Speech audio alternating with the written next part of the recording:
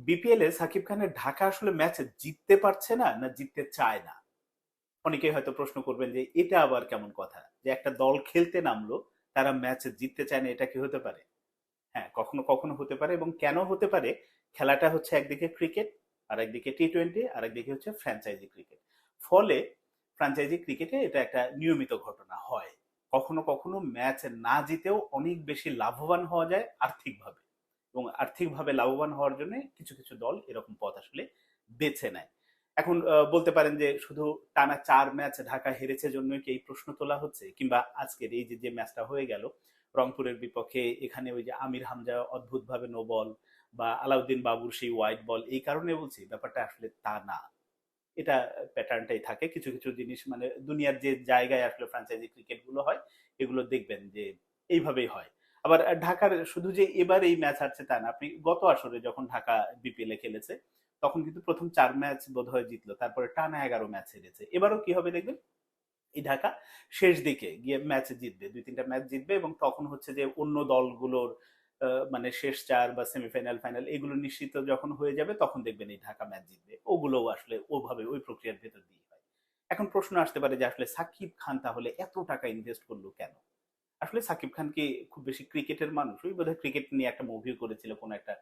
তিনি একজন নায়ক, নায়ক মানুষ, এবং বিপিএল কর্তৃপক্ষ হয়তো চেয়েছে যে সাকিব খানের মতো একজন ফিগারকে আসলে বিপিএল এর একটা দল দিলে বা তাকে যদি যুক্ত করা যায়, তাহলে যেটা হবে যে সাধারণ মানুষের তো মানে অনেক বেশি আগ্রহ আছে সাকিব খানকে কেন্দ্র করে, ফলে বিপিএল এর ওই চাহিদাটা মেটানোর জন্য বিপিএল কর্তৃপক্ষ আসলে সাকিব খানকে বেছে নিয়েছে। তাছাড়া ব্যবসায়ী তো আরো অনেকেই ছিল যারা আসলে ঢাকার মানে মালিকানাটা কিনতে পারতো। সাকিব খানকে দেয়ার কারণ হচ্ছে এটা একটা। আবার এই সাকিব খানকে কেন্দ্র করে কিন্তু কি বলবো যে টাকা লগ্নি করা বা অন্য যারা আছে এদের মানে অ্যাক্সেসটা অনেক বেশি ইজি হয়, এই কারণেই আসলে সাকিব খানকে বেছে নেয়।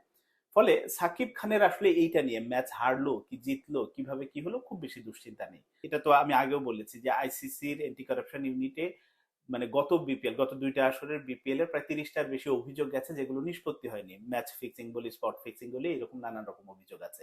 ফলে নিষ্পত্তি হয়নি। তো টি-টোয়েন্টি ক্রিকেটকে কেন্দ্র করে এই ঘটনাগুলো নিয়মিতই সবসময় ঘটে। আর বিপিএল তো মানে রমরমা জায়গা, এ নিয়ে বলার কোনো অবকাশ নেই। আমাকে হয়তো অনেকে বকাঝকা করবেন, আপনার কাছে কোনো এভিডেন্স নাই, কিচ্ছু নাই, কিভাবে বললেন? কিন্তু আসলে টি-টোয়েন্টি ক্রিকেটে এটা হরহামেশা হয়। এটা একেবারে খুব স্বাভাবিক ঘটনা। এবং এই কারণেই আমার কাছে মনে হয়েছে যে ঢাকা ক্যাপিটাল আসলে ম্যাচ জিততে চায় না, জিততে পারছে না, ব্যাপারটা এমন না। এই যে রংপুরের বিপক্ষে যে সর্বশেষ ম্যাচে মানে আলাউদ্দিন বাবু এবং আমির হামজার ওই ওয়াইড নো নিয়ে আলোচনার বাইরেও আপনি যদি ম্যাচটা একেবারে একজন ক্রিকেট প্রেমী হিসেবে দেখেন, একজন ক্রিকেট দর্শক হিসেবে দেখেন, ঢাকা কি আসলে জেতার অ্যাপ্রোচ নিয়ে খেলেছে? একটু একবারের জন্য মনে হয়নি। তাদের অফ ফর্মে থাকা অসংখ্য ক্রিকেটার আছে, আমাদের সেই মহান লিটন দাস থেকে শুরু করে সবাই আছে। তারপরেও জেতার যে একটা তাড়না থাকে দলটার মধ্যে, একটা দলের মধ্যে, সেই ব্যাপারটা ঢাকার মধ্যে ছিল না। এবং সবকিছু বিবেচনায় ৪ ম্যাচ দেখে আমার কাছে এটাই মনে হয়েছে যে ঢাকা আসলে ম্যাচ জিততে চায় না, জিততে পারছে না, ব্যাপারটা সঠিক না।